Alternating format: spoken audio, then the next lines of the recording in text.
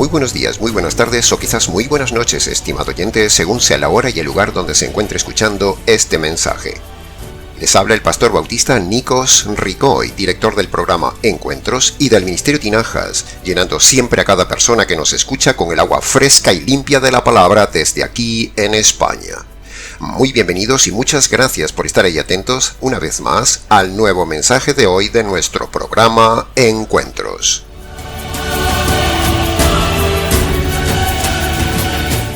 Continuamos hoy, estimado oyente, con el segundo mensaje expositivo de Efesios capítulo 2, iniciado en el programa pasado. Hagamos entonces un breve repaso de todo lo que vimos en el mensaje anterior. Primero, vimos los puntos básicos de cómo se estudia la Biblia. En segundo lugar, abordamos la evidencia bíblica de la doctrina del libre albedrío. En tercer lugar, enseñamos sobre la falsa doctrina del universalismo. En cuarto lugar, tocamos la doctrina del hombre muerto espiritualmente ante Dios. En quinto lugar, vimos el verdadero concepto de iglesia neotestamentaria. Y en sexto lugar, al final, hemos presentado todo el verdadero evangelio jurídico ante nuestros oyentes. Todo eso lo vimos en el mensaje anterior.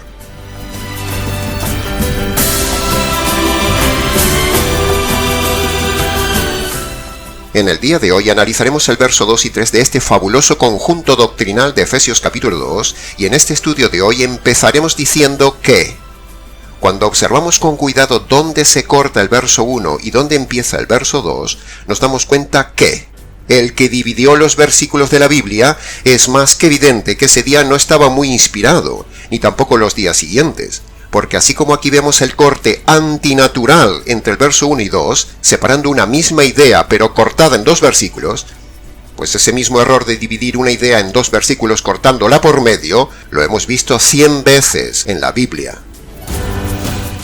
Error similar sucede con los títulos que las imprentas han puesto a los capítulos o a fracciones de capítulos en la Biblia.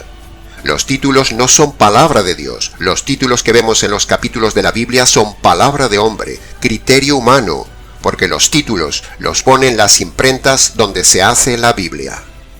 Títulos que no corresponden muchas veces con el tema, como por ejemplo el famoso título de El Hijo Pródigo. Un título muy conocido pero que es errado, porque en realidad tendría que llamarse en todo caso algo así como La historia de los dos hijos.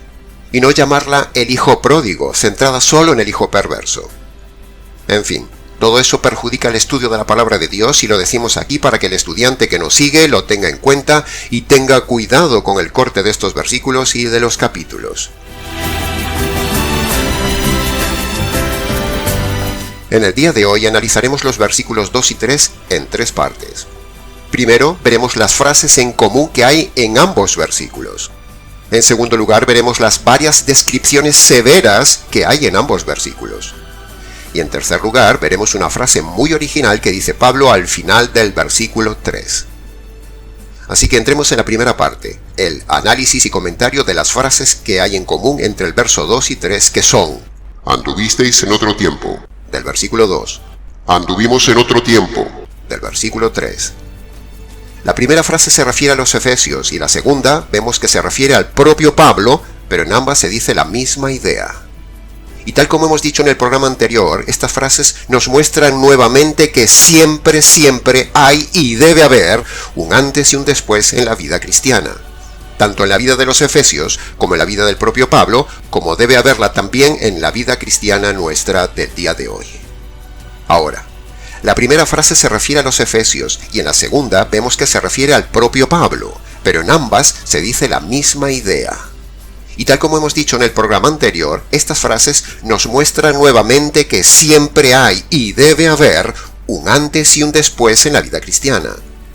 Cuando Pablo dice aquí, en otro tiempo, nos da a entender inferencialmente que hay un antes y un después en la vida cristiana, tanto en la vida de los Efesios como en la propia vida de Pablo, como también debe haberla hoy en la vida nuestra cristiana. Ahora, ¿cuál cree usted que es ese punto de inflexión, esa frontera, esa raya, ese límite entre en otro tiempo y este nuevo tiempo presente? Pues sí, exacto, ya casi lo estoy escuchando. La conversión. La conversión es el acto que divide la vida de una persona en un antes y un después. Ahora, Si yo le pidiera a usted que me contara brevemente su conversión, ¿usted qué me relataría? ¿Me relataría acaso cosas como que un día entró a la iglesia católica o a una iglesia evangélica y se quedó ahí para siempre y esa es su conversión? ¿Me contaría que un día pasó al frente o al altar por una prédica que usted creyó que era para usted? ¿Lo hizo llorar, le impactó el alma y a partir de ahí su vida cambió? ¿Es esa su conversión? ¿Me contaría su conversión como que dejó de vivir una mala vida y ahora se hizo buena persona moral? ¿Esa sería su conversión? ¿Me contaría como conversión que se integró en un local y después de un tiempo empezó a servir a Dios en alguna actividad de la iglesia? ¿Me contaría que confió y creyó las 4 leyes espirituales? ¿Me contaría como conversión que un día repitió una oración dirigida por un lobo pastor o una serpiente pastora y supuestamente con eso aceptó a Jesús en el corazón en una campaña evangelística o en su local de iglesia? ¿Esa sería su conversión? ¿Me contaría como conversión que fue en el momento del bautismo? ¿Me contaría como conversión que usted cambió su vida radicalmente luego de una circunstancia traumática, como por ejemplo la muerte de un ser querido, un accidente o una enfermedad? ¿Esa sería su conversión? En fin, estimado oyente, podríamos seguir con varias opciones similares llamadas conversiones, pero, todo esto dicho y similares ejemplos que podríamos añadir no tienen nada que ver con una conversión bíblica, no son conversiones, y no son el límite entre un antes y un ahora como relata Pablo. Todos estos ejemplos son experiencias, pero no son conversiones, y si no son conversiones y usted se muere sin haberse convertido, entonces le espera la cárcel eterna. Si usted no tiene como Pablo y los Efesios un antes y un ahora claramente definido, radical, bíblico, entonces usted es aún un religioso, una persona moral, pero no un convertido.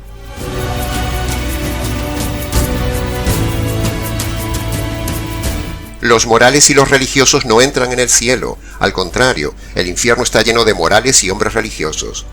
Así que, muy oportuno nos viene hoy meditar estas 2 frases de estos 2 versículos para catapultarnos en ellos y llamar su atención, estimado oyente, para que usted examine su conversión, examine su fe, examine su evangelio, examine si tiene un antes y un después correcto y no se juegue la eternidad, porque la eternidad es muy larga, es eterna, eterna, eterna, eterna, eterna, eterna. Cuando Pablo nos repite hasta 2 veces la misma frase, anduvisteis en otro tiempo, anduvimos en otro tiempo, es porque el Señor Espíritu Santo nos quiere hacer ver la importancia de meditar en esto, y así usted pare y mire si todo en su vida es igual que siempre, o hubo un antes y un después bíblico en algún momento marcado por una conversión bíblica, no por una conversión moderna americana.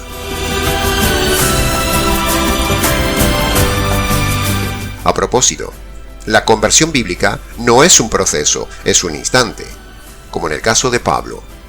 Digo esto porque muchas veces cuando preguntamos a la gente que nos cuente su conversión, nos dicen que fue un proceso. Pero la conversión no es un proceso, es un instante. Y estoy completamente seguro que hay muchos cientos de oyentes en este momento que creen que la conversión es un proceso, pero no lo es. La conversión es un instante. Por lo tanto, si usted me habla de un proceso, entonces no se habría convertido bíblicamente hablando. Tenga cuidado. Solo una verdadera conversión instantánea producida por el verdadero evangelio jurídico produce entonces un verdadero cambio bíblico y da frutos bíblicos, y entonces usted mismo puede ver el antes y el después en su propia vida y todos lo notarán también. Todos verán que usted en verdad se ha convertido, no moralizado o religiosado. Lo dejo a su reflexión. Si alguien quiere filtrar su conversión, escriba al ministerio para examinarla con atención.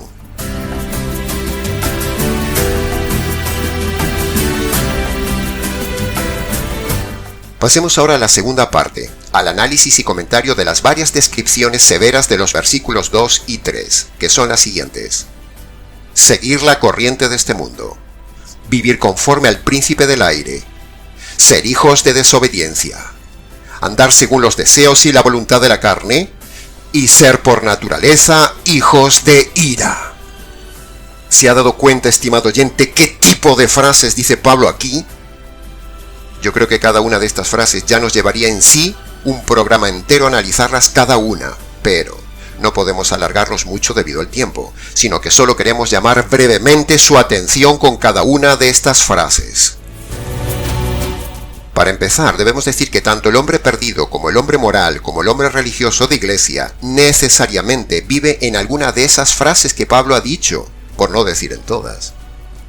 Usted puede ser moral, pero vivir según la corriente de este mundo, vivir conforme al príncipe del aire, ser hijo de desobediencia, vivir en la carne y estar bajo la ira de Dios. Usted puede ser miembro o incluso líder de una iglesia, puede ser un hombre incluso hiperactivo en la iglesia y sin embargo vivir según la corriente de este mundo, vivir conforme al príncipe del aire, ser hijo de desobediencia, vivir conforme a la carne y estar bajo la ira de Dios.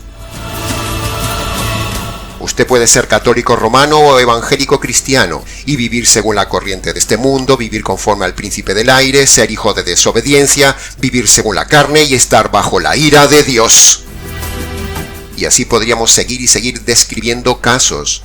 Pero, si uno se ha convertido no pertenece a ninguna de estas descripciones porque por medio del Evangelio, entonces ya no querrá vivir según la corriente de este mundo, ya no será manipulado por el enemigo, ya vivirá en obediencia a la palabra de Dios, ya no vivirá según la carne, será un hijo de Dios, vivirá en obediencia y no estará bajo la ira de Dios.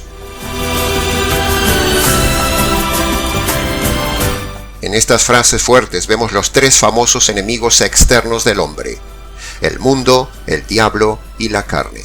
Pero, no se puede vivir contra ellos si uno no se ha convertido por medio del Evangelio. Cuando uno ve las maravillas de este Evangelio y de este Señor del Evangelio, ya no quiere nada con el mundo. Cuando uno ve la delicia del Evangelio y lo admirable del Señor del Evangelio, le da la espalda y vence al enemigo con poder. Y cuando uno vive en el deleite de este Evangelio y del Señor del Evangelio, lo carnal no es la prioridad. La prioridad es lo espiritual. El atractivo del mundo hoy es infinitamente más potente que en los días de Pablo y los Efesios. Sí, ha oído bien. Hoy en día los atractivos del mundo y la sociedad consumista y ociosa en que vivimos hacen que atrapen al hombre religioso, atrapen al hombre moral, al hombre carnal muy fácilmente en sus redes, pero no al convertido. El mundo de hoy en día es 1000 veces más atractivo que cualquier otra etapa de la historia del hombre sobre la tierra. Nunca hubo tanto consumismo, tantas distracciones, tanta variedad de forma de pecar, tanto libertinaje, tanta accesibilidad fácil al mundo, tantos medios de comunicación, tanta riqueza, tanto entretenimiento. Por eso, este mundo es 1000 veces peor hoy que la suma de todas las etapas del hombre sobre la tierra. Los de Sodoma, Gomorra, Adma y Zeboín, las 4 ciudades destruidas por Dios por sus pecados, en mi opinión, eran unos niños ingenuos comparados con la variedad de perversión y cantidad de pecado que tenemos en el día de hoy en todas las ciudades del mundo. Hoy hay maldad por todos lados, cada vez peor, y así seguirá este mundo de mal en peor, lo dice la Biblia. Por eso la esperanza es el Evangelio para un mundo material mejor ante este mundo perdido y podrido. La religión, la falsa conversión, el evangelio falso, los falsos pastores no pueden contener al hombre ante el envite del mundo. Solo el evangelio es el verdadero poder, la verdadera dinamita que contiene cualquier atractivo del mundo y detiene el avance poderoso del mundo en la vida del convertido. ¿Y a qué llamamos bíblicamente hablando mundo? Pues mundo lo llamamos a toda forma de pensar y actuar que tiene este mundo perdido contrario a la palabra de Dios. Repito, toda forma de pensar y actuar que tiene este mundo perdido contrario a la palabra de Dios es lo que la Biblia llama mundo. Todo lo que la gente hace y piensa que sea contrario a la palabra de Dios, eso es el mundo. Así que si usted hace y piensa según la corriente de este mundo secular o la corriente de este mundo religioso que va en contra de la palabra de Dios, es usted un hombre mundano, no un cristiano. ¿Y cómo saber si lo que hago y pienso es del mundo o es de Dios? Bueno, pues si usted me hace esa pregunta es porque no conoce la palabra de Dios y probablemente no se ha convertido, porque si se hubiera convertido y conociera la palabra de Dios no me haría esa pregunta. Al convertido le fluye de su interior lo espiritual como un río. Al perdido le fluye de su interior lo mundanal como un baldío. Mire qué sencillo es de entender. Dime lo que habla tu boca y te diré quién eres. Porque como dijo Jesús, de la abundancia del corazón habla la boca. Así que mira de qué hablas y te dirás a ti mismo quién eres y te descubrirás ante los demás quién eres, si mundano o cristiano. Cuando hablamos con una persona, al momento detectamos qué lleva dentro, si lo espiritual, lo mundano, lo deportivo, lo material, lo sensual, lo político, lo que sea. Solo hace falta dejarlo hablar unos minutos para que se descubra solito lo que lleva dentro.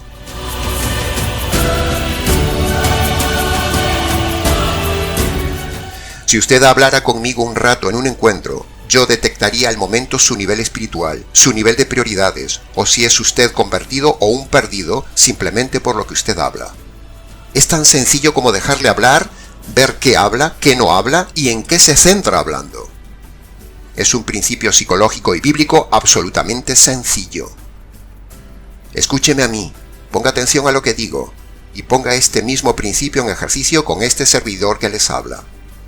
Así que usted mismo puede verse a sí mismo o a otra persona, si es espiritual o mundanal, porque su boca lo delata.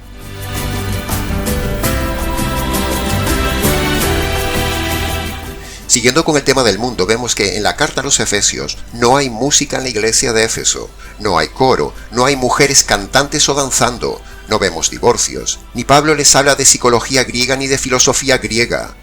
Todo eso es el mundo moderno metido en la iglesia, y no lo había en la iglesia de Éfeso, pero en cambio lo hay en el día de hoy en las iglesias. La corriente de este mundo y la desobediencia a las escrituras está a la orden del día en las iglesias del siglo XXI, pero no sucedía así en las iglesias del siglo I. Y ahora escuche bien lo que voy a decir, estimado oyente. Preste atención. Cuando algunos calvinistas se posicionen más y más con su nueva teoría del suicidio, entonces tendremos suicidios a cada rato en las iglesias. Sí, ha oído bien. Esa sería la nueva corriente de este mundo religioso que se meterá en las iglesias, el suicidio del cristiano, la nueva corriente perversa de este mundo religioso. En su día se metió en las iglesias el tema de las transfusiones de sangre, y eso corrió como pólvora a tal punto que miles de personas inocentes murieron por esa barbaridad de doctrina mal llamada de los testigos de Jehová. Así que no nos extrañe que esa doctrina perversa del suicidio que predican algunos famosos calvinistas, que también son una secta, poco a poco gane adeptos y se mete en la iglesia más y más, y cada vez veamos más suicidios. En el mundo la gente se suicida, y ahora hasta se apoya el suicidio en la iglesia. Cosa horrenda, que ni las sectas más cerradas del cristianismo enseñan ni enseñaron jamás. Pero ahora llegan algunos modernos calvinistas con esa barbaridad que clama al cielo. No se extrañe de esto que le digo, y escuche bien el siguiente audio. Escuche lo que se nos viene encima. Sí, una persona que comete suicidio, si son un creyente en el Señor Jesucristo, se irá directamente al cielo.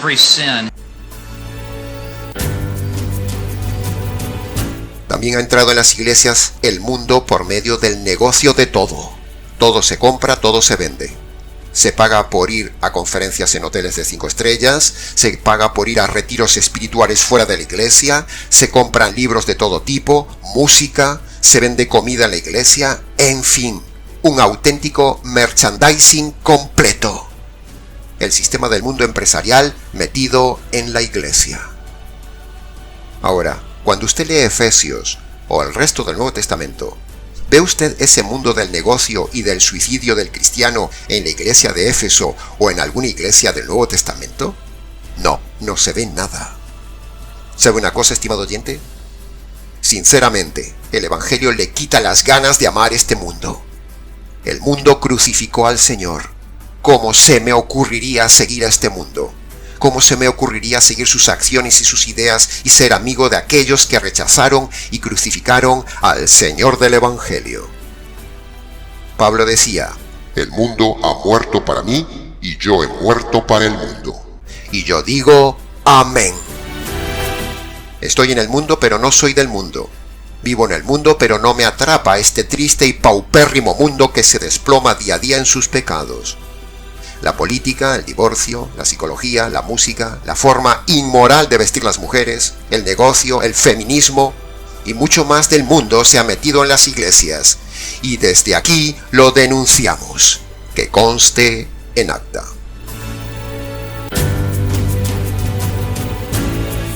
Pasemos ahora al análisis y comentario de la frase el príncipe del aire. O sea, está hablando de Satanás. Solo esta frase nos llevaría un programa entero a hablar de este personaje, pero aquí tan solo meditaremos lo que dice Pablo de él en el versículo. Primero, el enemigo es real, estimado oyente. Jesús mismo lo dijo y Pablo también. El diablo existe y vaya si existe. Segundo, aquí Pablo dice que el mundo anda como el diablo quiere que ande. Pero el convertido no anda como el diablo manda, sino como el Señor manda. Entonces, ¿cuál es su Señor, estimado oyente? ¿El diablo y su sistema mundano diseñado por él para atontar y distraer al hombre de lo importante que es buscar la salvación? ¿O vive usted como convertido agradando y sirviendo al Señor Jesús, el Señor del Evangelio? ¿Vive usted para este mundo gobernado por el príncipe del aire? ¿O vive usted en este mundo para el Señor del cielo? Yo sirvo al Señor del cielo, no al Señor del aire. Estimado oyente, este mundo es evidente que está gobernado por el diablo. Hay una mente muy mala y perversa que gobierna todo. Por eso este mundo no vale nada. Todo es pasajero, todo es vanidad de vanidades, todo es corrupción y pecado, todo pasa, todo se estropea, todo es efímero, todo se lo consume la entropía. El enemigo controla los centros de poder, los lugares de influencia importantes, los centros financieros, controla personas importantes con el fin de vengarse de Dios y destrozar al hombre. Sí, ha oído bien. El diablo quiere vengarse de Dios y destrozar al hombre. Y le queda poco tiempo. El príncipe del aire es el autor de los ovnis, con todos esos elementos de luz que hay en el aire. El diablo es el gran engañador de las agencias espaciales y de los científicos que pierden el tiempo y el dinero en investigar los ovnis que no existen. Los ovnis no existen. Llevan años con eso y no han conseguido nada, porque el diablo es más listo que ellos. Ya lo hemos dicho aquí alguna vez en el canal. El hombre científico se cree muy listo, pero es un auténtico ingenuo y una marioneta ante la inteligencia superior y sofisticada del diablo y sus ángeles, manipulando al hombre con eso de los ovnis en el aire. Todo el tema de ovnis, o sea extraterrestres, es absolutamente dominado por el ángel de luz, el príncipe del aire, que es donde usa la luz para moverse por el aire y engañar a todo el mundo ingenuo con la absurdidad de que hay alienígenas entre nosotros. Ya hemos dicho en el canal que estamos solos en el universo y que el diablo, el príncipe del aire, allí desde el aire, engaña a las naciones con el tema de los extraterrestres y millones de dólares se despilfarran en este tema de los ovnis para nada. En fin, no es el tema de hoy, pero había que decirlo a propósito de esta frase de Efesios, el príncipe del aire, y también el ángel de luz, como dice 2 Corintios capítulo 11, versículo 14, que con sus poderes de querubín engaña al hombre desde el aire, su centro de operaciones y su centro de poder. Que conste en acta.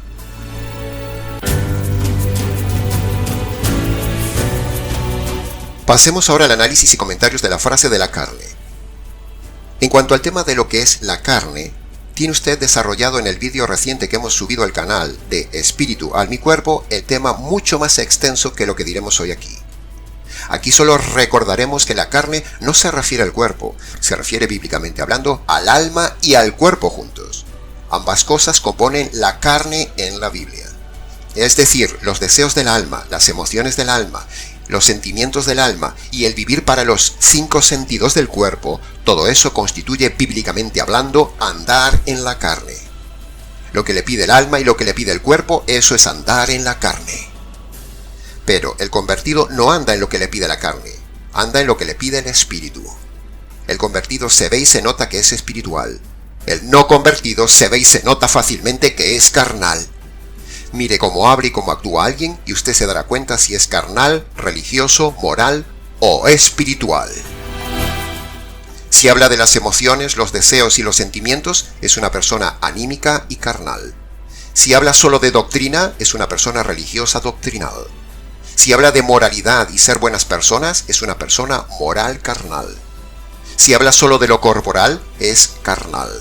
Si usted está subido de peso innecesariamente, si vive para el cuerpo o para la música, para la comida, para el sexo, para los perfumes, la buena vida, si habla de lo que le impacta a la vista, si habla de viajes, de paseos, de películas, si toda esta vanidad de vanidades está en su boca, entonces estamos ante un carnal que solo vive para sí. En cambio, si usted está ante alguien que habla del Señor, su evangelio, las cosas del Señor, de su palabra, de vida espiritual, de crecimiento en la fe, de lenguaje cálido, fresco, edificante, buscando ayudar al otro, con un lenguaje oportuno, animador, correcto, doctrinal, un lenguaje vivo, entonces quizás esté usted ante un hombre espiritual. Ahora, habiendo dicho estos 3 puntos, el mundo, el diablo y la carne, ¿qué fue lo que hizo que los efesios dejaran su paganismo idolátrico, dejaran de andar en la carne, dejaran de andar según el mundo, dejaran de andar bajo el poder del enemigo y recibieran de parte del Señor una de las cartas con un lenguaje teológico más maravilloso jamás escrito en la Biblia, como es la carta de los Efesios? Ese cambio lo produjo en ellos el Evangelio. Ojalá sea así también en usted, estimado oyente.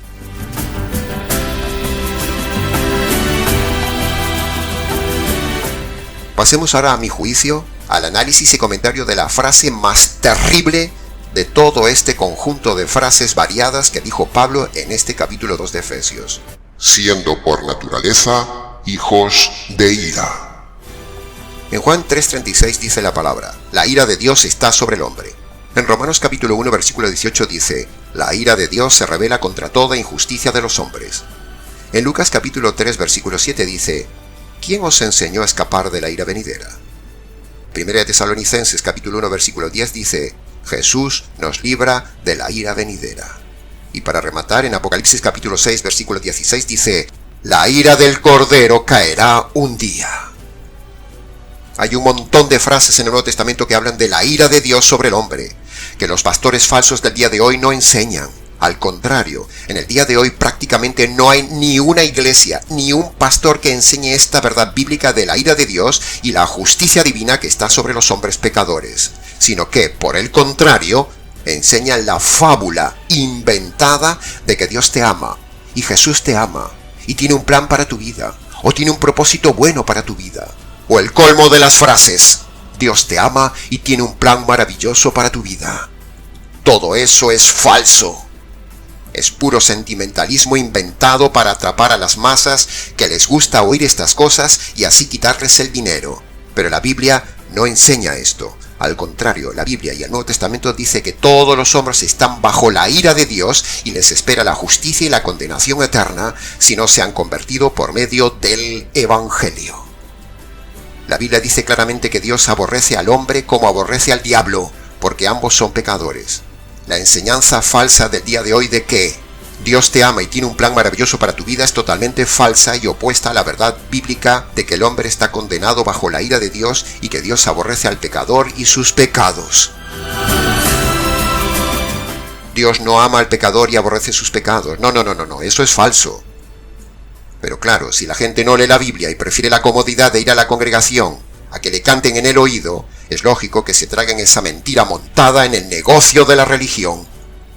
Así que declaramos delante de Dios y de los ángeles con la Biblia en mano que es jurídicamente falso esa mentira de que Dios ama al hombre y odia al pecado y que tiene un plan maravilloso para su vida. No. Dios aborrece al hombre y a su pecado, las dos cosas. Lo hemos dicho 1000 veces y lo repetiremos hasta el cansancio. Si Dios ama al pecador, ¿por qué entonces tiene que convertirse? La Biblia dice que el pecador es como un delincuente, y Dios es el juez y la autoridad del universo. Ninguna autoridad ni juez de ninguna ciudad ama a los delincuentes. ¿Por qué Dios, siendo el juez y la autoridad del universo, iba a amar al hombre delincuente? Si Dios aborrece al diablo como pecador, es lógico que aborrezca al hombre que también es pecador y rebelde como el diablo. Es pura lógica, estimado oyente. En el canal tenemos un vídeo de este tema, el verdadero concepto del amor de Dios, que invitamos a verlo. Ahí se habla más extensamente de este tema. Pero hoy procedí a denunciar esto a causa de esta frase de Efesios de los hijos de ira y de la frase mentirosa de los lobos y las serpientes de hoy de que Dios ama al pecador, para que usted no se deje engañar con eso de que Dios le ama, porque si usted no se ha convertido, entonces usted es enemigo de Dios y está bajo la ira de Dios, es por naturaleza hijo de ira y le espera la condenación eterna de Dios. Repetimos que en ningún lugar de la Biblia, ni mucho menos en el Nuevo Testamento, dice que Dios ama al pecador. Al contrario, dice que Dios aborrece al pecador, que la ira de Dios está latente sobre el pecador y que al hombre le espera la justicia divina por sus delitos y pecados. Así que tenga cuidado, estimado oyente, a quien escucha. No se deje engañar por los cantos de sirena de los lobos o las serpientes y reflexione si usted se ha convertido por medio del verdadero evangelio, porque si no, usted está bajo la ira de Dios y es usted actualmente un hijo de ira. Usted produce en Dios aversión, rechazo, aborrecimiento por ser un delincuente. Sin embargo, Dios le tiene paciencia para que usted pase de ser enemigo de Dios a hijo de Dios por medio del Evangelio. Los lobos de hoy confunden la paciencia de Dios con amor de Dios, un amor que no existe para el inconverso. Si usted no se ha convertido, entonces la ira de Dios está sobre usted y usted es un hijo de ira, tal como dice el verso 3 de Efesios capítulo 2.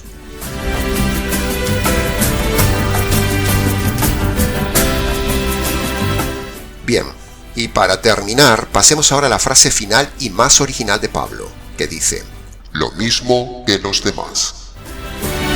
Estimado oyente, no somos igual que los demás. Los convertidos no actuamos como los demás. El convertido es un ser diferente, es una raza de hombres diferente. Es el anticipo del ciudadano del reino, es el prototipo de una sociedad futura perfecta, porque el convertido vive los principios y los valores ético y morales al más alto nivel, el nivel más alto jamás descrito en ningún libro, que hacen al hombre convertido un ser único en su género.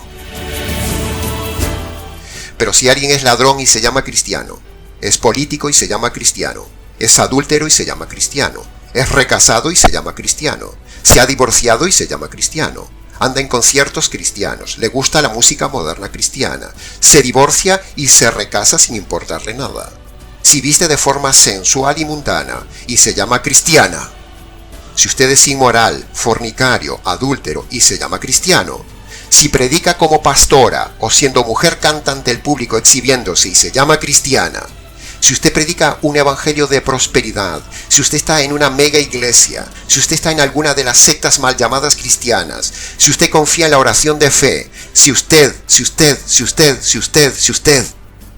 entonces todas estas personas son una maldición de ser humano. No son cristianos. Que no les suene duro ni fuerte lo que hemos dicho. No se lleve las manos a la cabeza por lo que he dicho, porque lo que he dicho está en el Nuevo Testamento. Pero si usted no conoce el Nuevo Testamento, no podrá saberlo. Un falso convertido que vive en la iglesia y luego vive a lo mundano, la Biblia dice que es una maldición de ser humano, y el mismo Señor Jesús así lo llama, maldito. Mire lo que dice Mateo capítulo 24, versículo 41. Apártate de mí, maldito, al fuego eterno. ¿Ve? Ahí lo tiene. No es una idea mía, no es una frase mía. El mismo Señor llama maldito a un hombre religioso, a un inconverso, a un carnal, a un mundano, a un falso predicador, a una pastora, a todo aquel que no predica la sana doctrina. Jesús los llama malditos y nosotros también. Así que no viva más como maldito, estimado oyente, viva como bendito, para que un día, en cambio, escuche aquellas preciosas palabras de Mateo capítulo 25, versículo 34. Venid benditos de mi Padre, heredad conmigo el reino preparado para vosotros. ¡Ay, qué palabras más preciosas y más anheladas, estimado oyente! Se da cuenta que no es que seamos radicales por gusto, sino que usamos los mismos términos que usaba el Señor, pero que los pastores cobardes y consentidores del día de hoy no se atreven a usar para denunciar el pecado y al pecador. ¿En qué grupo está usted, estimado oyente? ¿En el de los benditos, por medio del bendito evangelio, o en el de los malditos, por medio de una maldita oración de fe, por medio de una maldita oración repetida de un maldito lobo negociante de la fe, o una maldita serpiente pastora? que enseñan un maldito método americano de pase al frente y acepte a Jesús en el corazón, o por las 4 malditas leyes espirituales, o un evangelio maldito y falso y moderno de la prosperidad. Todo eso es maldito, como decía Pablo en Gálatas capítulo 1. Pero nosotros no somos como los demás. No enseñamos eso, estimado oyente, sino que para que usted pueda heredar el reino, y para que usted sea bendito, usted tiene que convertirse en bendito por medio del evangelio bendito y reconocer las 2 noticias y obedecer las 2 condiciones que pone el Señor Jesús en Marcos capítulo 1 versículo 15. Repasémoslo. Primera noticia. Usted por sus pecados, es decir, por sus delitos cometidos en su vida, le corresponde que le caiga encima la ira de Dios y la justicia de Dios. La segunda noticia que usted debe conocer es que esa ira y esa justicia le cayó al Señor Jesús en la cruz para que no le caiga un día a usted, estimado oyente. Esta es la buena noticia. Ahora, habiendo oído estas 2 sencillas noticias, Dios pone 2 condiciones para pasar de ser maldito a bendito. La primera condición: usted debe humillarse ante Dios, debe reconocer sus pecados pasados y debe abandonar sus pecados presentes. Primera condición. Segundo, usted debe creer que Dios descargó su ira sobre su Hijo y debe apropiarse de esa justicia caída sobre el Señor Jesús en la cruz. Segunda condición. Cuando usted entiende las 2 noticias y obedece las 2 condiciones, entonces pasa de ser maldito ante Dios a pertenecer a una raza bendita para ser hijo del reino de Dios. Amén. Aleluya. El ministerio Tinajas no es lo mismo que los demás ministerios, estimado oyente. El ministerio Tinajas es original, es jurídico, es intenso, es fuerte, es verdadero, es exegético, es radical, es bíblico, es diferente a los demás.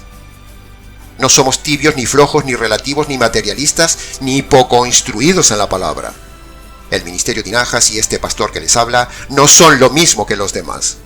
Así lo dijo Pablo en su día, y así lo decimos nosotros también en este día. Que conste en acta.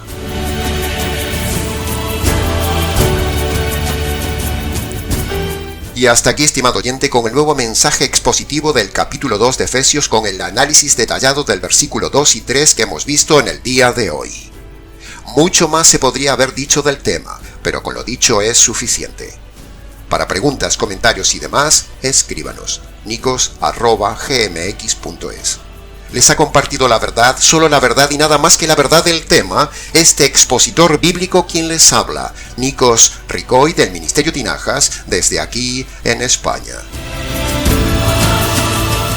Le esperamos en el siguiente programa con un nuevo estudio expositivo de Efesios capítulo 2.